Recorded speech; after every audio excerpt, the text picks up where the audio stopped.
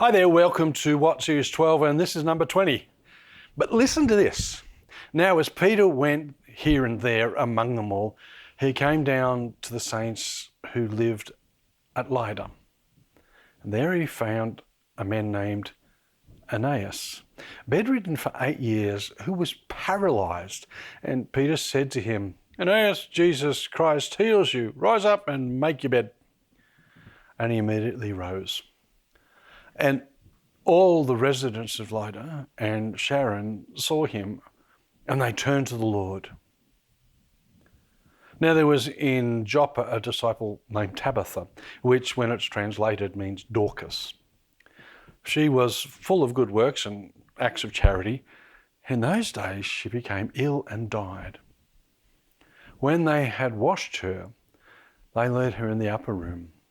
And since Lydda was near Joppa, the disciples, hearing that Peter was there, sent 2 men to him, urging, "Please come to us without delay." So Peter rose and went with them. And when he arrived, they took him to the upper room.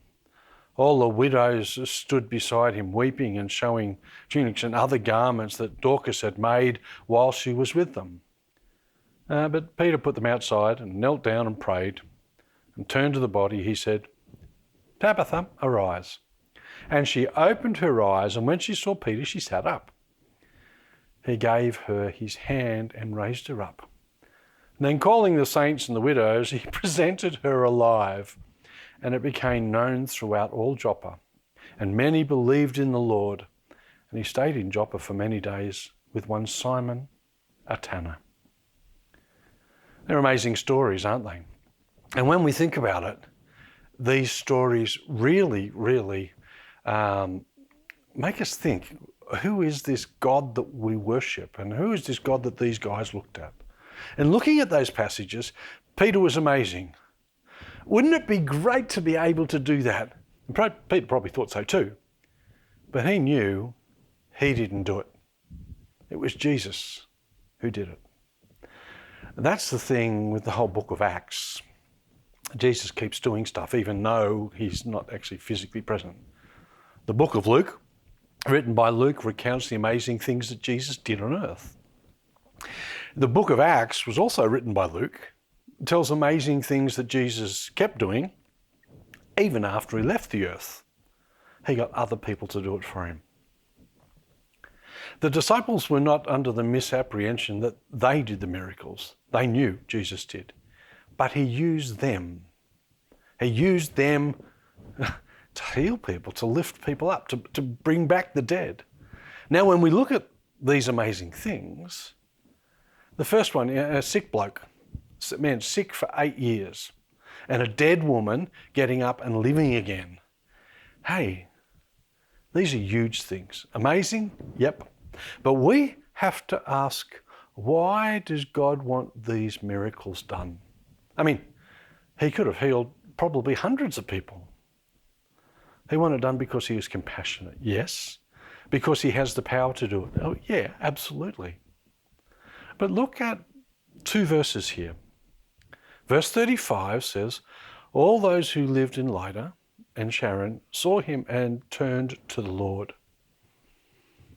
Okay, we're getting that? Miracle was done so people could turn to him. Verse 42 goes and says, this became known all over Joppa and many people believed in the Lord. Oh, there we have it again. The real reason that Jesus had these miracles done by Peter was that Jesus could show his power so that people could believe in him. When we think about it, it's actually our purpose in life to show people Jesus so that they believe. Yeah. Some quotes for you. Ask not what God can do for you, but what you can do for God. That's by George Mueller. Google him and read about his life. It's amazing what can be achieved when it doesn't matter who gets the credit. Oh, I love that verse. Well, it's not a verse, actually, it's just a quote. With all with God, all things are possible. Yeah, we love that, don't we? But we sometimes don't live like we believe it. I remember what I said a couple of weeks ago about the same spirit thing happening to us that happened to Saul, who became Paul. Yeah, we have the same capacity as Paul or Peter to do God's work. And think about that. The disciples and Paul were 12 men who changed the world. No, totally wrong. 12 men God used to change the world. Whenever we have the attitude that we change the world, we won't do it. When we start to believe and listen and obey God in His plans to change the world, it happens. It can happen. Can we do miracles? No, but God can through us if He chooses to. Can we see the dead walk?